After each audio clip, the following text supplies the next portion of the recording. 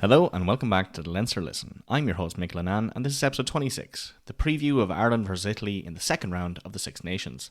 The topics we'll discuss today are the Six Nations game predictions, the details of our game, team lineups, score and man of the match prediction, and then a discussion point on Farrell's finale.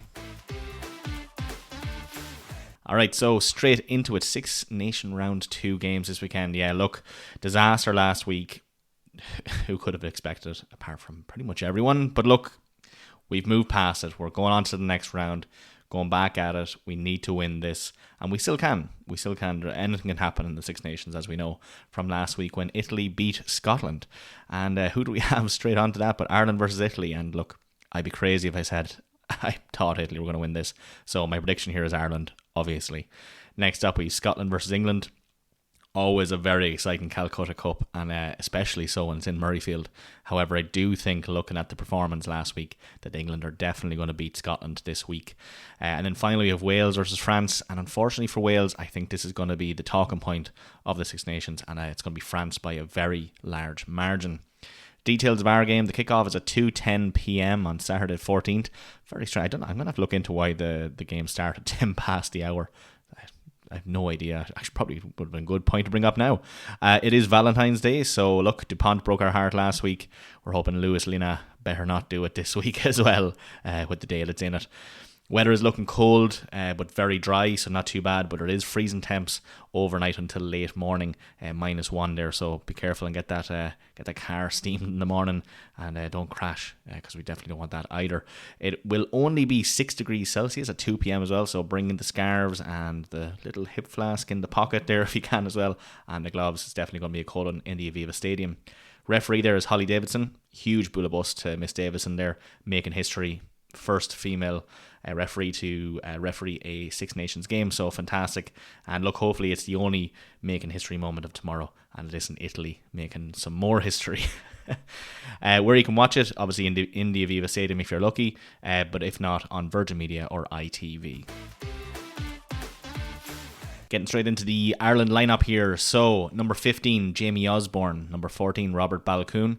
13 is Gary Ringrose, 12 is Stuart McCluskey, 11 is James Lowe, 10 Sam Prendergast, and 9 Craig Casey. Moving into the forwards here, we've number 1 Jeremy Lockman, 2 Dan Sheehan, 3 Thomas Clarkson, 4 Joe McCarthy, 5 James Ryan, 6 Cormac Ejuku, 7 Caelan Doris, 8 Jack Conan. Going into the bench there, number 16 Ronan Kelleher, 17 Tom O'Toole, 18 Tyg Furlong, 19 Edwin Adogbo, 20 Tyg Byrne, 21 Nick Timoney, 22 Jamison Gibson Park, and last but not least 23 Jack Crowley. Over to the Italy lineup there: number 15 Lorenzo Pani, 14 Luis Lina, 13 Tommaso Mononcello, 12 Leonardo Marin, 11 Monti Ioane, 10 Paolo Garbisi, and 9 Alessandro Fusco. Into the forwards there, you've number 1 Danilo Fischetti, 2 Giacomo Nicotera, 3 Simone Ferrari, 4 Nicolo Canone, 5 Andre Zambonin, 6 Michele Lamaro, 7 Manuel Zuliani, and number 8 Lorenzo Canone.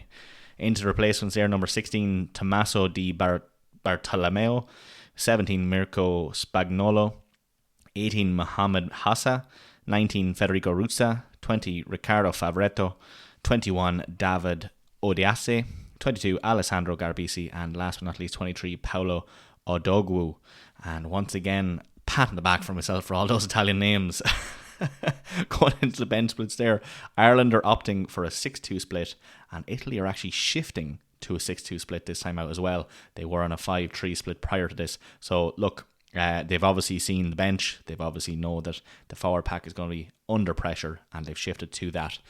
Who to watch for Ireland? Edwin Adogbo, 127 kilogram cheat code coming off the bench there. I'm expecting great things here, and it's also his debut, so he knows he has to perform tomorrow.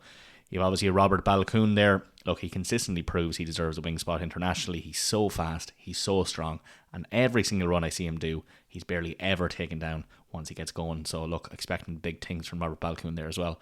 And last but not least, Jack Conan played a massive role coming on against France. I think he definitely stabilised the team. I mentioned it in the review. He just brought a different force once he came on. And look, we need that from the onset. We need to prove ourselves in this match, and we need to go out there and smash that team off the pitch. Moving over there to Italy, look, Luis Lina, He has pace, lads. He's so good. He was clearly our killer last week. It was the pace of LBB there. He's obviously not as fast as LBB, but he's still rapid, and we need to hammer that down. We cannot let these wingers go past us just as easily as they did last day. Obviously Lorenzo Pani, he's a fantastic player. He's very dynamic, and look, he'll dominate the kick tennis if it comes down to that as well. So hopefully we change up the pattern there with the kicks, but yeah, he's going to do a very good job.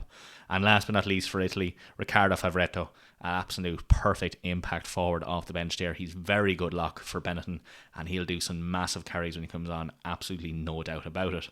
Going into the previous games there, look, you'll be happy to know Italy have never beaten us in Ireland in the Six Nations. Now, that isn't to say they haven't ever beaten us here. They bet us here once, and that was in 1997.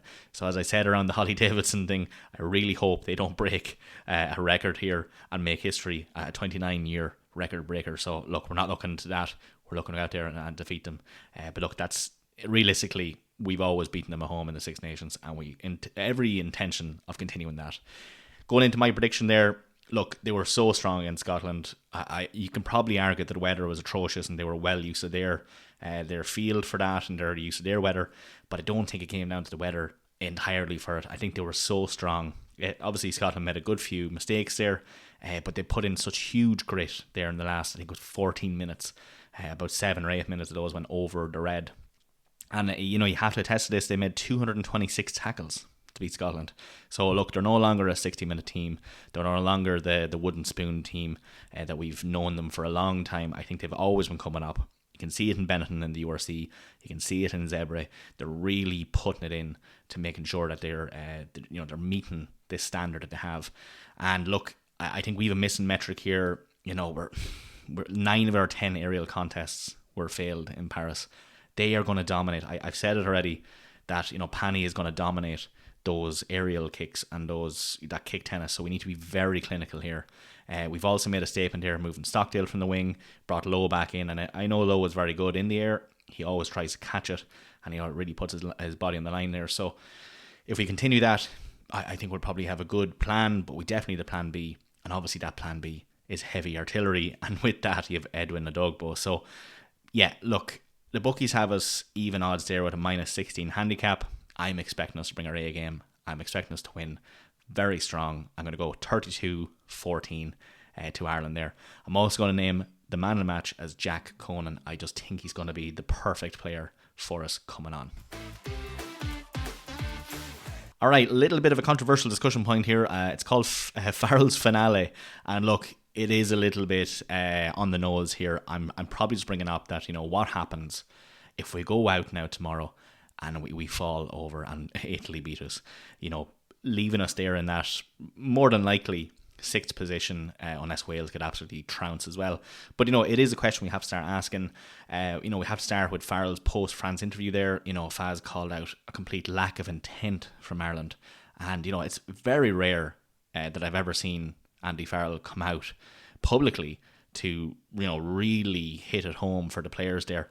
And I think that kind of, it spells an internal disconnect. I'm not sure how I feel about it. I don't really like that, not backing your team. And yeah, fair enough. You can say that we weren't, putting out there, or, in areas of the pitch we probably fell over. But it was very clear that the attack coach's decision failed on the day. I think the player intent was there. I think each individual player put a good stint in. It was just the attack plan that really failed us. So, coming out directly after a game and bashing your players for a lack of intent just didn't sit with me. It's kind of, you're looking at that and you're saying, Jesus, that's the coach here. That's someone we should be looking towards. And, he also has to look and reflect internally. I know he did. But there's, as a coach, you really do need to be careful what you say publicly. Into that then, he's also made 6 changes into this week. It's kind of an air of desperation there. Bringing Cormac Ezejukwu, Edwin Adogbo, that's a debut there. Like, it is an exciting evolution, but it's also kind of a break glass in case of emergency situation. Now, look, I'm going to be the first person to put my hands up. I obviously endorse the newer players coming in. Adogbo getting his first chance. Obviously, we need that. We need the build-up for 2027. But we've already clearly fucked it against France. So you'd wonder now, should that have happened last week? Should we have brought those fresh legs, building on the 2027 run? And I bring up the 2027 anchor here because he is contracted to the end of the next World Cup, right? So obviously we're not going to come out if we lose against Italy and fire him on Monday. Although, it's happened before with other coaches, but I don't think we're in that kind of bucket.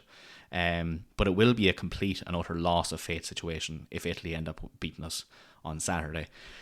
And you kind of have to go back and look at what might have caused this kind of disconnect. What kind of caused the complete attack failure? And I honestly think it's the Lions factor, the post-Lions hangover. Farrell was away. He was gone for a very large portion of time when we really needed him going into those Autumn Nations games. He's back now. The senior core he brought with him, the likes of Doris, the likes of Byrne, the likes of Van der Fleur, you've seen them come back into their seasons and look physically tired. I don't think they actually got a time to be, rested up. They've just had to go. All the Leinstermen have been under pressure. We've been having to play full impact teams week on week because of the situation we put ourselves in the URC and in Europe. Munster as well have also have to do that. And you'd kind of wonder, is that the Farrell era that was built on trust and consistency, like what happened to that authority when he's obviously very much away? He was very happy to run away to the Lions, and then he comes and publicly admits that he doesn't recognise his own team's intent in Paris. It spells and screams desperation, or that core that's starting to like crumble apart.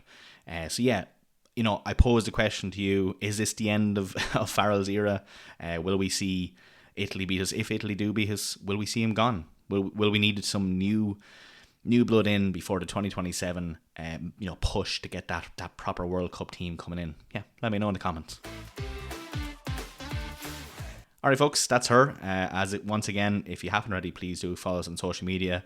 Please do get in touch. Put your comments in underneath Spotify here, underneath YouTube, or just go straight to the Instagram. Send us a little comment. We'd love to get a bit of feedback as well.